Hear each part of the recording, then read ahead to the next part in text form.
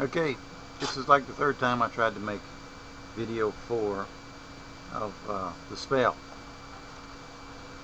and every time I can't get that the groove back that I had in the first 3 videos. So if I can't get that back, I'll just let this video run, and so there'll be an explanation as to why I held off on the videos, and then I'll get back to them if I ever get back into that mindset of that groove.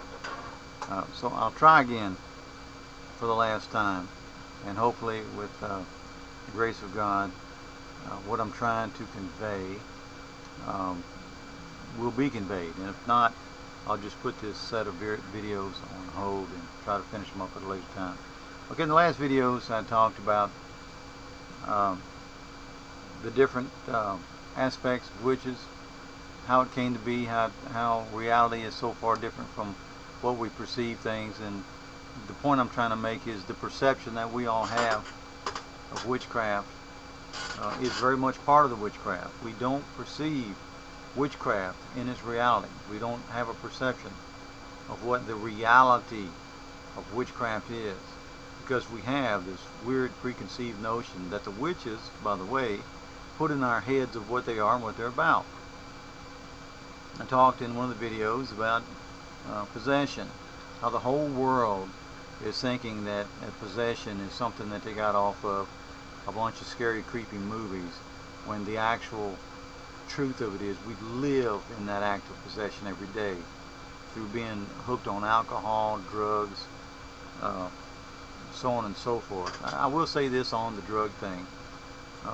Witches have always dabbled in the drugs. It's going all the way back from the Watchers. If you've read through the book of Enoch, to see what he might have had to say. Some people don't believe Enoch wrote the book. Some people does. It's up to everybody's research. The King James Version makes mention of Enoch because he was a pretty fair preacher. God thought he was more perfect than any other preacher, that he wouldn't suffer him death at that point. So I got to say, the man must have had something pretty interesting to preach about. But one of the things he taught was these guys, the Watchers, which is where all witchcraft comes from, the knowledges that these guys brung, these Watchers. And there were some things that they taught these people back then, and one of them was vanity. Taught the women how to put on makeup, get guys horny, and overturn the powers of the natural process of the world, which is another story for another day. But more important than that, one of the powers that the Watchers had gave man was power to cut roots. And if you look into that a little further, what it means to cut roots is to actually extract medicines and drugs and things of that nature from roots. Most drugs we take today, most people don't realize they're just some plant somewhere that drug companies will make through a process of deriving certain properties or potions or stuff out of those plants, and separating all these little different chemicals and compounds out of these plants, and then we got a drug that works for God knows what. Then they start the trial test, find out what they work on and what they don't. But now let's go back to the Bible a little bit. We talk about these soothsayers, which is a witch. Basically people that's very strong in common sense, and then they start to understand the psyche of other individuals, and they start to use that psyche against them to gain their faith, so people will believe on them. Well, they've always came hand in hand with drugs. In fact, if anybody's studied along with Pastor Murray, it seems like he used to teach that the word pharmacia was something to do with former seer, pharmakeia or something like that in the Greek, but it had to do with people seeing things of the former world. It had to do with being able to tell fortunes and tell the future. And it had all to do with drugs. That's why when we have the drugstores in our time, we named them pharmacies, or the word pharmacia. So drugs have always gone hand in hand with the witch thing. In fact, it's pretty hard to have witch magic done without drugs. I mean, that's why there's alcohol, booze. That's why we call the spirits of booze. That's why it's so prevalent. That's why mankind naturally grabs to booze Uh, it's got more to do with the wanting to be in this spell than anything else. We're not addicted to the way drugs make us feel. Drugs make us feel sick, makes us feel horrible. It's the fact that we want to join with that spirit in that drug and in that booze, unbeknownst to a part of our psyche that's on the outside. But on the inside, we very much want to join with that thing. With that being said, now I'd like you to think about a lot of commercials you've been seeing for the past 10 years, mostly about depression. It seems like 10 years ago, for some reason, we all came up depressed. So depressed, in fact, that we had need of the TV running non-stop commercials for years about depression. If you're depressed, they would show some sad guy or some sad mother, and she was always sad, looking off into space. And the life was, everybody was laughing and having fun around them. And then it would bring up this drug, usually by the name after some old Grecian god, Zotor, Zarellas, or blah, blah, blah. If you research these names, they're all named after Greek gods, which is, Greek gods is a hub for witches, because they denounce Jesus Christ, but for some reason they hang on tight to the old Greek gods. But anyway, another story another time. They show these people that are all sad, and they show the doctor prescribing the Zoloris or the Zotoris or the satanic named drug, and the people, next time you see them, they're all happy and smiles, and they're laughing and throwing football out there with their kids, and they're grinning, and they're enjoying life. And at the end of that commercial, one of the funny things is it says, after it gives you the other possible causes of side effect these drugs will have on you, such as bleeding from the gums and urinating, blah blah this and blah blah, having these problems, blah blah blah. And if you're and if you have thoughts of suicide, tell your doctor before you take this drug. Now think about that, because you hear that on all these drugs at the end of these commercials, and you've never really given a thought as to why. What does that mean? What if I have thoughts of suicide? How would this drug affect me? What is that about? And the drug tells on itself as you do research on the drug, because what the drugs really truly do is make you non-affect. It makes you not care. You understand? It makes you before, if your kid dropped a glass of orange juice in the carpet, you might come unglued and cry uncontrollably, but now the kid could spill a whole gallon of orange juice on the rug after you're taking this drug, and oh honey, that's nice, don't worry about it, I'll get it. Because you don't care.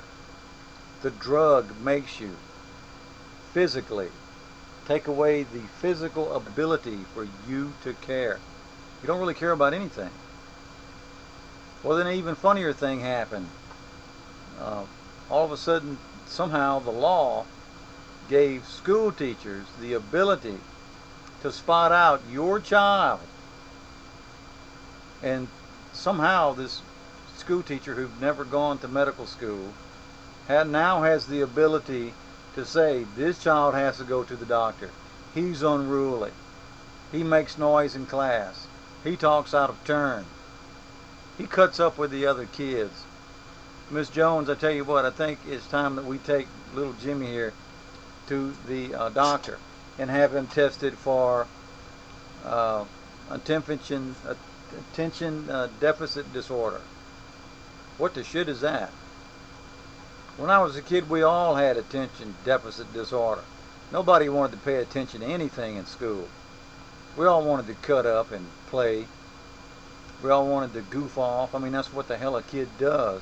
It's always been a constant struggle between school teachers and classes to get kids to learn and to get them away from what they naturally wanted to do, which was have fun.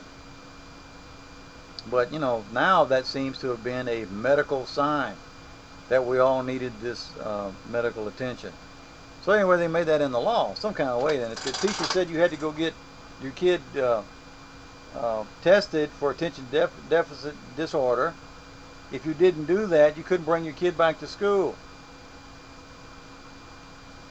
and you were going to be guilty of that. You're breaking the law. So we bring the kid to school like everybody says you got to do, and not me personally, but I'm just saying us as in the general populace, we bring the kid to school. We're trying to play ball, and lo and behold, what do you know? The doctor finds this kid is seriously ill with attention deficit disorder, HDD, I think they call it, something like that. So they prescribe pills. Sure enough, the kid don't give the teacher no trouble. Kid eats his meals. Kid goes out and plays, but he don't play. He's just calm. Gets zoned in on his video game for 15 hours at a time. Doesn't say a word. Well, he's got his attention focused on that video game and on the TV. He can focus now, but he cannot care. Well, funny thing, these kids grow up. Paxils, all these drugs, they go from one to the other. They quit working, or maybe something happens, the kid has a crisis in life, another bout of depression. Oh, that's, you know, I'm sure depression couldn't be there for a reason, could it? It couldn't be a sign to tell us that we're not living right. No, it's got to be an illness. And they go from one drug to the next drug to the next drug, and now they're not 18 years old, now they're 30 years old now. Still eating these drugs, still taking these drugs constantly. Given to them by the man with the two serpents on the pole outside of the door.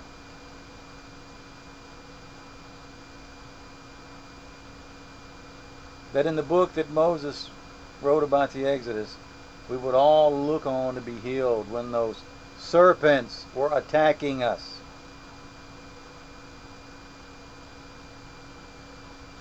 Are the serpents attacking you? Did you go to the man with the snakes on the pole, look on those snakes and say, "Save us"? Didn't we? I think we did. So anyway, here we all are with the first important component for us all to be encapsulated into this great spell. Now none of us seems to be able to care. They take away your constitutional right. We don't care. They're going to raise your taxes because the country's going broke. We don't care. Tell you what, we're even going to take away your house. We're going to cause a soft loan problem, cause the economy to collapse, take away your equity in your house, call it our house, and you're going to go rent another house and still pay us to be in that one. And guess what? We don't care. We're almost to the point now where they can do any and everything they want. Yeah, we still can't find a shit to give. We really can't.